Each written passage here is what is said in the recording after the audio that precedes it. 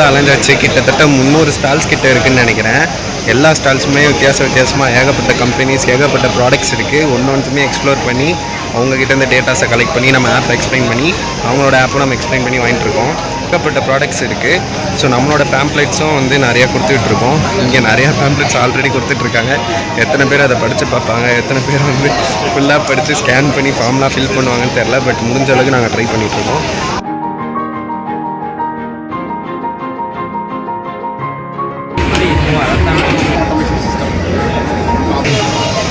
முடியல, வெயில்ல செம்மையா.